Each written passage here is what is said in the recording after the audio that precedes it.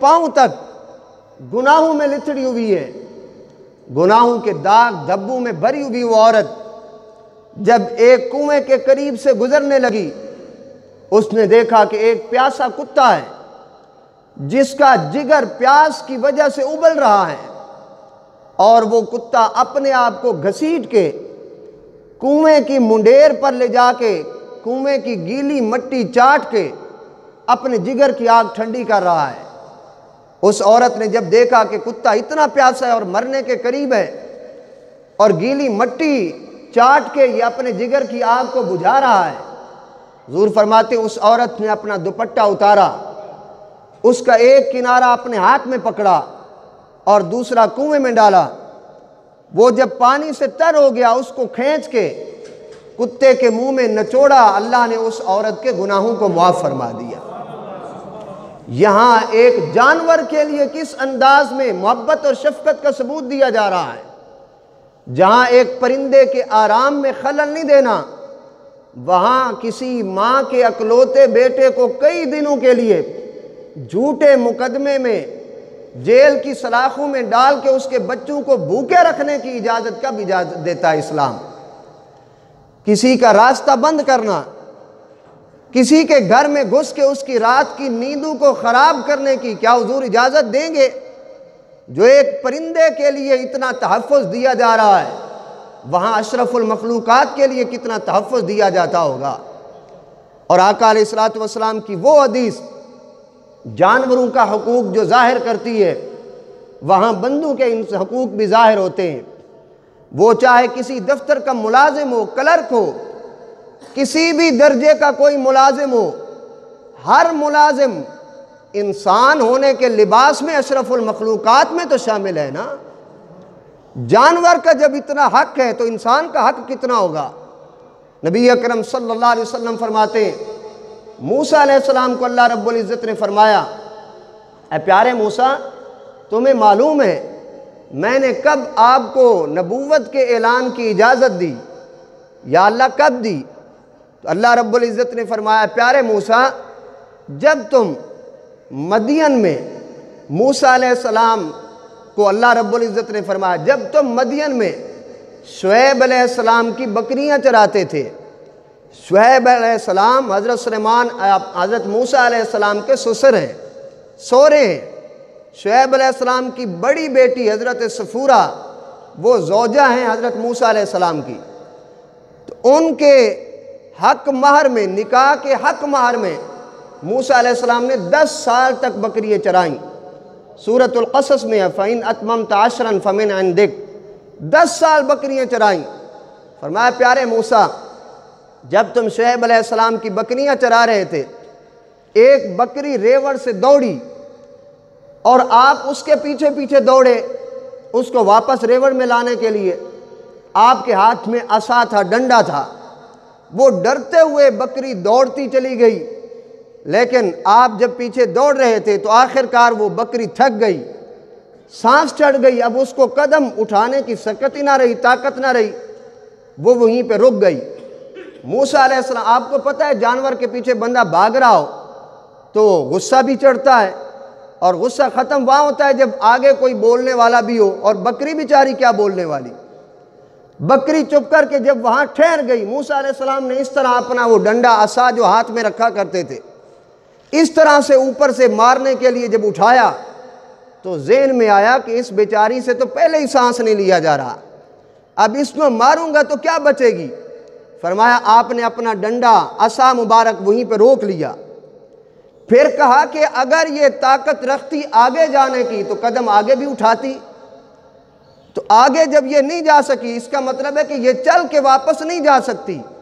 موسیٰ علیہ السلام نے اس بکری کو اٹھایا، اپنے کندھے پہ بٹھایا، کندھے پہ اٹھا کے واپس لا کے بکریوں میں چھوڑ دیا۔ اللہ رب العزت نے فرمایا پیارے موسیٰ، میری مخلوق پر ترس کو دیکھ کر میں نے آپ کو نبوت کے اعلان کی اجازت عطا فرما دی ہے۔ یہاں یہ رحمت کا جو انداز حضور پیش فرما رہے ہیں، جانوروں سے، پرندوں سے، انسانوں سے، جنوں سے، حتیٰ کہ ایک مرغ نے اذان دی، صبح کے وقت اذان دی، ایک بندہ رات کو لیٹ سویا، صبح مرغ نے اس کو جگا دیا اذان دے کے، جو ہی مرغ نے جگایا تو اس بندے نے مرغ کو گالی دے دی کہ اس نے میرا آرام خراب کر دیا۔ آقا علیہ الصلوۃ والسلام نے فرمایا لا تسبوا الضفدع فإنه يستيقظ لذکر اللہ، فرمایا اسے گالی نہ دو، یہ تو تمہیں اللہ کے ذکر کے لیے جگا رہا ہے، مرغ کو گالی نہ دو۔ ایک بندے نے ہوا کو گالی دے دی، کپڑا اس کا اڑا اور وہ غصے میں آیا تو اس نے ہوا کو گالی دی۔ آقا علیہ الصلوۃ والسلام نے فرمایا لا تسبوا الريح فإنه مأمور من اللہ، ہوا کو گالی نہ دو، یہ خود نہیں چلتی، اسے تو اللہ چلاتا ہے۔ اس کی طرف دیکھو، مطلب کیا تھا کہ زبان سے گالی نکالو ہی نہیں، کسی کا دل نہ ٹوٹے، تمہاری وجہ سے کسی کو لیے کوئی اس کے دل پر ضرب نہ لگے۔ وہ کیا عظیم واقعہ ہے جو حضور نے فرمایا کہ دل نہیں توڑنا۔ ایک بڑھیا نبی اکرم صلی اللہ علیہ وسلم کے لیے کھیر پکا کے لاتی ہے، گھر میں چولہے پر وہ دیگچا چڑھاتی ہے، کھیر پکا رہی ہے، اس میں ڈوئی ہلا رہی ہے، چمچہ ہلا رہی ہے اور حضور پر درود بھی پڑھ رہی ہے، محبت سے کھیر پکاتی ہے، حضور کی بارگاہ میں پیش کر دیتی ہے۔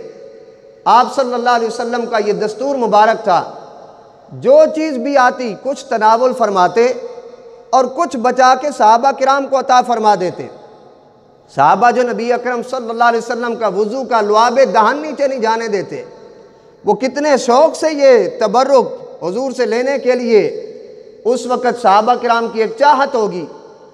روزانہ اس طرح آپ فرماتے کچھ کھا لینا، بقایا صحابہ کرام کو بچا کے دے دینا۔ ایک دن ایسا ہوا جب وہ کھیر لائی تو نبی کریم صلی اللہ علیہ وسلم نے پوری کی پوری کھیر تناول فرما لی۔ جب وہ بڑھیا برتن لے کے درود پڑھتے ہوئے چلی گئی، صحابہ نے عرض کی یا رسول اللہ صلی اللہ علیہ وسلم، ہم تو حسب معمول تبرک کی چاہت میں، طلب اور آرزو میں بیٹھے ہوئے تھے، آج آپ نے وہ جو تبرک کے وہ کھیر آئی ہوئی تھی آپ نے تبرک کے طور پر بچا کے نہیں دی، ساری کی ساری کھا لی، اس میں کیا حکمت تھی؟ آقا علیہ الصلوۃ والسلام نے فرمایا صحابہ، آج وہ بڑھیا میٹھے کی جگہ بھول کر وہ نمک ڈال کے آئی تھی۔ میں نے کہا اگر میں تم میں سے کسی کو دے دوں، کوئی بول پڑے گا تو بڑھیا کا دل ٹوٹ جائے گا۔ میں نے اس وجہ سے وہ پوری کی پوری کھیر کھا لی تاکہ تمہارے بولنے کی وجہ سے بڑھیا کا دل نہ ٹوٹے۔ یہ انداز، یہ اخلاق اور اس انداز میں رحمت ہونا، وہاں جہاں آپ نے یتیم کو بلانے سے منع کیا ہے نا، وہ جو کتاب لکھی ہے ڈاکٹر مائیکل ہارٹ نے 100 عظیم آدمی کے نام سے، 100 عظیم آدمی کے نام سے اس نے کتاب لکھی ہے، عیسائی ہے وہ، لیکن کتاب کی فہرست پہ سب سے پہلے ٹاپ آف دا لسٹ اس نے نبی اکرم صلی اللہ علیہ وسلم کا نام لکھا ہے۔ اس سے جب بین الاقوامی سطح پر انٹرنیشنل لیول پر جب سوال ہوا کہ تم نے سب سے پہلے محمد صلی اللہ علیہ وسلم کا نام کیوں لکھا ہے، حالانکہ تم عیسائی ہو، عیسائی عیسیٰ علیہ السلام کا نام پہلے لکھتے، اس نے کہا کہ میں نے یہ کتاب عقیدت کی بنیاد پر نہیں لکھی، یہ کتاب میرٹ کی بنیاد پر لکھی ہے، اور میرٹ میں جو پہلے نمبر پہ آتے ہیں وہ محمد الرسول اللہ ہی ہے۔ اس نے کہا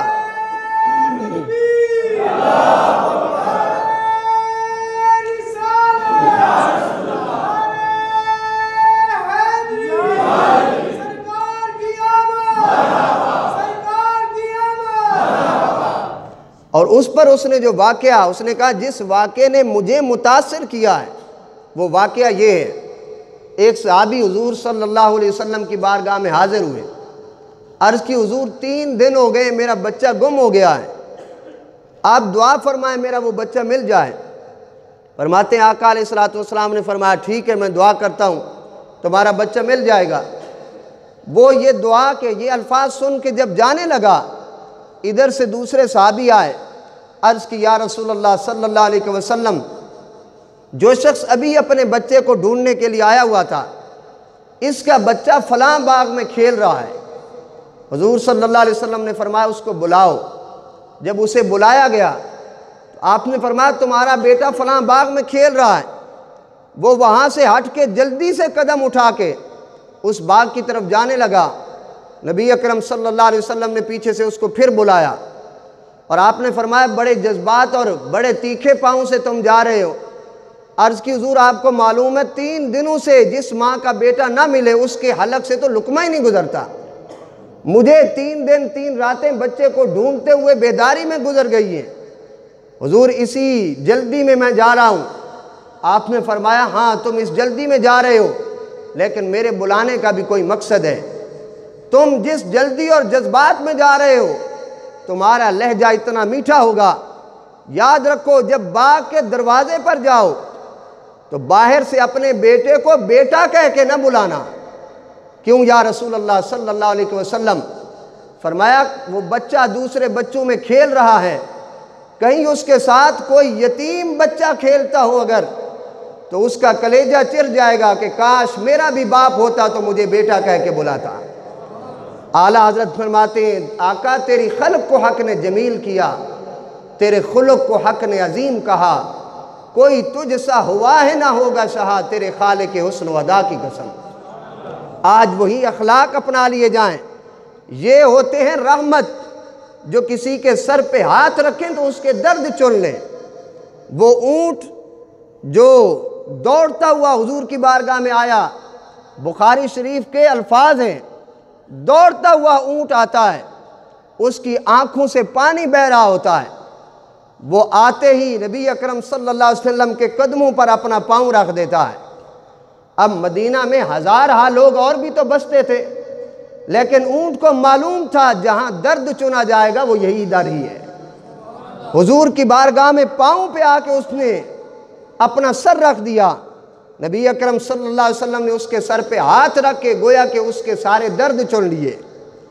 اتنے میں اس اونٹ کا مالک آیا، آقا علیہ السلام نے فرمایا کہ یہ اونٹ تیری شکایت کر رہا ہے، کیا قلت العفو و کثرت العمل، یہ کہتا ہے کہ میرا مالک مجھے کھلاتا کم ہے اور بوجھ زیادہ لاتا ہے۔ اتق اللہ فی البہائم، ان جانوروں کے بارے میں اللہ تعالیٰ سے ڈرو، اس کی خوراک کا خیال رکھو۔ اب ان جانوروں کی زبان سے جو کلمات نہیں نکلتے تھے انسانوں تک پہنچانے کے لیے، ان کے درد نبی اکرم صلی اللہ علیہ وسلم نے اپنی امت کو سکھا دیے۔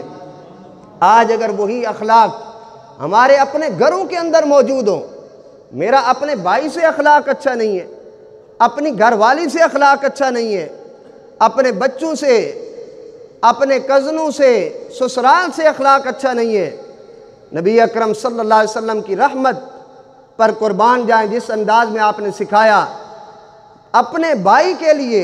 قرآن نبی اکرم صلی اللہ علیہ وسلم کی حدیث سنیے، ان الرجل یدعو لاخیہ والملائکۃ یدعو لہ بمثلہ۔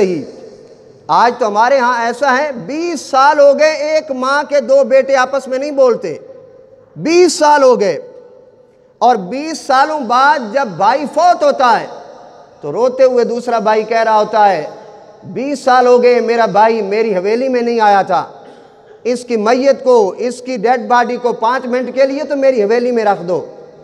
آج وہاں پہ رکھوانے کی کیا ضرورت ہے کہ یہ کچھ کھائے پیے گا نہیں، اور پہلے اس کے کھلانے سے ڈرتے تھے تم، آج تو رو رو کے کہہ رہے ہو کہ میری حویلی سے میرے بھائی کا جنازہ گزارو۔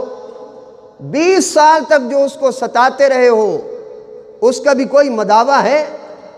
احمد ندیم قاسمی نے کہا تھا کہ عمر بھر سنگ زنی کرتے رہے اہل چمن، یہ اور بات کے دفنائیں گے اعزاز کے ساتھ۔ احساس سے جتنا دفنانے کے لیے اعزاز دیا جا رہا ہے، اپنے بھائی کو زندگی میں وہ عزت دی جائے۔ آقا علیہ السلام فرماتے ہیں ان الرجل یدعو لاخیہ والملائکۃ یدعو لہ بمثلہ۔ فرمایا ایک بھائی صبح فجر کی نماز پڑھتا ہے، نماز کے بعد اللہ کی بارگاہ میں دعا کرتا ہے، یا اللہ میری ماں جائے پر میرے بھائی پر جھوٹا عدالتی مقدمہ آ گیا ہے، اس سے میرے بھائی کو خلاصی عطا فرما دے۔ یا دعا کرتا ہے یا اللہ میرے بھائی کی فصل بہتر کر دے، اپنے بھائی کی بھلائی کے لیے دعا کرتا ہے۔ فرمایا والملائکۃ یدعو لہ بمثلہ، فرشتہ اللہ کی بارگاہ میں کہتا ہے یا اللہ جو کچھ یہ بھائی کے لیے مانگ رہا ہے اس کو بھی عطا فرما دے۔ آج اگر ہماری دعائیں قبول نہیں ہوتی تو کسی رشتہ دار کے لیے خیر خواہی نہ مانگنے کی وجہ سے قبول نہیں ہوتی۔ یوسف علیہ السلام کے بھائیوں نے کتنا ستایا تھا، لے جاتے ہوئے گھسیٹا، کنویں میں پھینک دیا، اپنی طرف سے گویا کہ انہوں نے قتل ہی کر دیا نا، کنویں میں پھینک دیا، پھر آپ کو نکالا گیا، بازاروں میں بیچا گیا، 100 تہمتیں لگیں، لیکن خواب کی صحیح تعبیریں بتانے پر آپ مصر کے بادشاہ بن گئے۔ اور جب مصر کے بادشاہ بنے بیٹھے تھے، سارے علاقوں میں قحط تھا، گندم نہیں مل رہی تھی، یہاں پر گندم عام تھی۔ وہی کنعان کے بھائی جنہوں نے کنویں میں ڈالا تھا، وہی سائل بن کے یوسف علیہ السلام کے سامنے گندم لینے کے لیے سائل بن کے کھڑے ہوئے۔ یوسف علیہ السلام نے پہچان بھی لیا، لیکن آپ کی اس عفو درگزر پر اور بھائی سے اخلاق پر قربان جائیں۔ قرآن مجید پڑھیے، قرآن مجید فرماتا ہے اجعلوا بضاعتهم فی رحالہم، جب وہ بھائی گندم لے کے واپس جانے لگے، انہوں نے نہیں پہچانا، یوسف علیہ السلام نے پہچان لیا بھائیوں کو۔ یوسف علیہ السلام نے جب وہ جانے لگے تو اپنے وزیروں سے، خادموں سے فرمایا، قرآن مجید ہے اجعلوا بضاعتهم فی رحالہم، فرمایا انہوں نے جو قیمت دی ہے وہ قیمت بھی ان کی گندم کی بوریوں میں واپس ان کو دے دو، یہ میرے بھائی لگتے ہیں۔ اور پھر جب وہ اپنے بھائی بنیامین کو اور حضرت یعقوب علیہ السلام کو لے کے سامنے آتے ہیں تو یوسف علیہ السلام نے کوئی مینے نہیں دیے بھائیوں کو، کوئی تانے نہیں سنائے۔ آج میں کہتا ہوں کہ سارا درگزر کرنا میرے ذمہ ہے، اور وہ تو آگے بول ہی جاتا ہے، اس بھائی کو کوئی نہیں سمجھاتا۔ یوسف علیہ السلام نے کوئی مینا تانا نہیں دیا، بلکہ کیا فرمایا، جب انہیں پتہ چلا کہ ہاں یہی یوسف تو ہے، آپ فوری طور پر بولے کہ کہیں بھائی شرمندہ نہ ہو۔ فوری طور پر آپ نے فرمایا ان نزغ الشیطان بینی و بین اخوتی، شیطان نے تمہارے اور میرے درمیان لڑائی کرا دی تھی، ورنہ تم مجھ سے محبت کرتے تھے، تاکہ بھائی شرمندہ نہ ہو۔ یہ انداز، یہ اخلاق اگر بھائیوں کو دیا جائے تو بھائیوں میں ایک محبت، اور وہ مائیں وہ باپ جو اس دنیا سے چلے جاتے ہیں اور ان کے بیٹے آپس میں بولتے ہیں اخلاق اچھا ہے تو سمجھے وہ زندہ ہیں، اور اگر بھائی آپس میں لڑے ہوئے ہیں تو ان کے وجود کو انہوں نے ختم کر دیا ہے۔ قرآن مجید سنیے، 4واں سپارہ جہاں سے شروع ہوتا ہے بالکل، لن تنالوا البر حتی تنفقوا مما تحبون، فرمایا تم اس وقت تک نیکی کو نہیں پہنچ سکتے جب تک اپنی پسندیدہ چیز اللہ کی بارگاہ میں خرچ نہ کرو۔ حضرت ابو طلحہ انصاری رضی اللہ تعالیٰ عنہ یہ آیت سنی، عرض کی حضور مدینہ کا خوبصورت باغ مجھے بہت زیادہ پسند ہے، اللہ کی بارگاہ میں خرچ کرتا ہوں، حضور کسے دوں؟ آقا علیہ الصلوۃ والسلام نے فرمایا ابو طلحہ تمہارے چاچا کے بیٹے کزن غریب ہیں، انہیں یہ باغ دے دو، صدقے کا ثواب بھی لے لو، رشتے نبھانے کا ثواب بھی لے لو۔ آپس میں رشتہ داری کا، محبت کا بھی یہ رحمت کے انداز۔ آج ہم اپنی بیوی کے ساتھ اگر حسن سلوک سے بولنا پڑ جائے تو کہتے ہیں یہ تو رن مرید ہے، بیوی سے محبت کی بات کرنی کہتے ہیں لو جی میں اپنے گھارے تھلے لگ کے رہا، ایسی بات نہیں۔ اور گھر جاتے ہی ہر طرح کا غصہ نکالنا، ادھر بچے کو تھپڑ، ادھر بیٹی کو تھپڑ، ادھر بیگم صاحبہ کو گالی، پتہ نہیں چلتا کہ گھر میں ابو آ گئے یا کوئی سانڈ گھس آیا ہے۔ انداز نبی اکرم صلی اللہ علیہ وسلم کا، حضرت عائشہ صدیقہ رضی اللہ تعالیٰ عنہ آپ حضور کے رحمت ہونے کو اس انداز میں بیان کرتی ہیں، فرماتی ہیں دودھ کا پیالہ رکھا ہوا تھا، حضور تشریف لائے، فرمایا یا عائشہ، اے عائشہ اشرب اللبن، یہ دودھ پی لو۔ فرماتی ہیں میں نے عرض کی حضور آپ نوش فرمائیں، حضور نے فرمایا میں تمہیں اجازت دیتا ہوں پی لو۔ فرماتی ہیں میں نے وہ دودھ پیا، پینے کے بعد کچھ بچا کے رکھ دیا۔ آقا علیہ الصلوۃ والسلام نے فرمایا عائشہ تم نے دودھ پی لیا ہے؟ عرض کی حضور پی لیا ہے۔ آقا علیہ الصلوۃ والسلام نے فرمایا من ہاؤلا، کون سی جگہ سے تم نے دودھ پیا ہے؟ میں نے عرض کی حضور اس جگہ سے پیا ہے۔ فرماتی ہیں جہاں سے میں نے ہونٹ لگا کے دودھ پیا تھا حضور نے اسی جگہ پہ ہونٹ مبارک لگا کے دودھ نوش فرمایا۔ اب بیوی کے لیے وہ گھر جنت بنے گا کہ نہیں بنے گا؟ وہ بیوی اس گھر کی سیف الماری کو اپنی الماری سمجھے گی کہ نہیں سمجھے گی؟ اس حویلی کو، اس گھر کو اپنا گھر سمجھے گی۔ جب اپنا گھر سمجھے گی تو آپ کے گھر میں جانے سے پہلے آپ کے لیے بستر بھی بچھا ہوگا، آپ سے کہ گھر سے کوئی چیز گم بھی نہیں ہوگی۔ حضرت خدیجۃ الکبریٰ آپ فرماتی ہیں جب آپ کا انتقال ہونے لگا تو آپ نے اپنی ایک سہیلی کو بھیجا کہ حضور سے جا کے عرض کرو اپنی چادر مبارک دے تاکہ قبر کی وحشت میرے لیے آسان ہو جائے، میں اس چادر کا کفن لے کے قبر میں جانا چاہتی ہوں۔ جب سہیلی گئی تو اپنی بیویوں سے اس انداز میں محبت کرنا ہوتی ہے۔ آقا علیہ الصلوۃ والسلام نے فرمایا یا خدیجہ لو سألت جلدی لآتیتک، اے خدیجہ تو نے تو مجھ سے چادر مانگی ہے، اگر تم میرے جسم کا چمڑا مانگتی میں تو وہ بھی تمہیں اتار کے دے دیتا۔ یہ انداز، اس کو کہتے ہیں رحمت، کہ جو سامنے آئے تو دکھ چن لے، سر پہ ہاتھ رکھے تو دکھ چن لے، کسی کے ساتھ بات کرے تو نرم لہجے میں بات کرے۔ سلام، نبی اکرم صلی اللہ علیہ وسلم کا انداز تھا، کسی سے سلام فرماتے مکمل اس کی طرف دیکھتے اور تب تک ہاتھ نہ چھوڑتے جب تک پہلے وہ ہاتھ نہ چھوڑ دیتا۔ آج ہم سلام ادھر کرتے ہیں اور چہرہ ہمارا ادھر ہوتا ہے کہ دیکھنے والا یہ نہ کہہ دے کہ اس کا اتنا سٹیٹس گرا ہوا ہے، اس کے ساتھ بھی کھڑا ہے۔ ایسا ہرگز نہیں ہے۔ غریب کے ساتھ بیٹھنے اور اپنے سے نچلے سکیل والے کے ساتھ محبت کرنے سے اللہ عزت بڑھا دیتا ہے۔ آقا علیہ الصلوۃ والسلام نے وہی اخلاق، وہی رحمت ہمیں سکھائی ہے۔ آج اسی انداز، اسی رحمت کو اپنانے کی ضرورت ہے، اور اسی رحمت کے ساتھ یہ آقا علیہ الصلوۃ والسلام، دیکھیے اللہ تعالیٰ کا سب سے بڑا احسان حضور ہے، ایسے ہے نا، اللہ تعالیٰ کا سب سے بڑا احسان حضور ہے، اور حضور صلی اللہ علیہ وسلم کا سب سے بڑا احسان یہ ہے کہ حضور نے اللہ کے سجدے سکھائے ہیں۔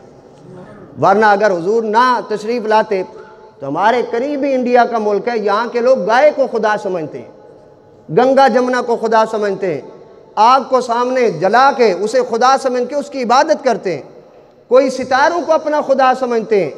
حضور تشریف لائے ہیں تو ہم ہر قسم کے آگ، گنگا جمنا، دریاؤں کی عبادت سے بچ کے اللہ کی عبادت کر رہے ہیں۔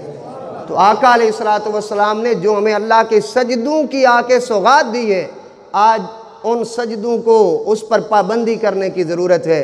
5 وقت کی نماز، اللہ کے بندوں سے حسن سلوک، اللہ رب العزت ہمیں توفیق نصیب فرمائے۔ کرم بن کے سونا جے آیا نہ ہوندا، غریباں دا دل مسکرایا نہ ہوندا، سانو گناہاں دی دھوپ ساڑ دیندی جے سر تے محمد دا سایہ نہ ہوندا۔ آج ہم اسی سائے کا اجتماعی طور پر شکر ادا کر رہے ہیں اللہ تعالیٰ کی بارگاہ میں۔ اللہ تعالیٰ غلاموں سے یہ ہدیہ اپنی پاک بارگاہ میں، حضور کی بارگاہ میں اللہ تعالیٰ قبول فرمائے۔ آمین۔ وآخر دعوانا ان الحمدللہ۔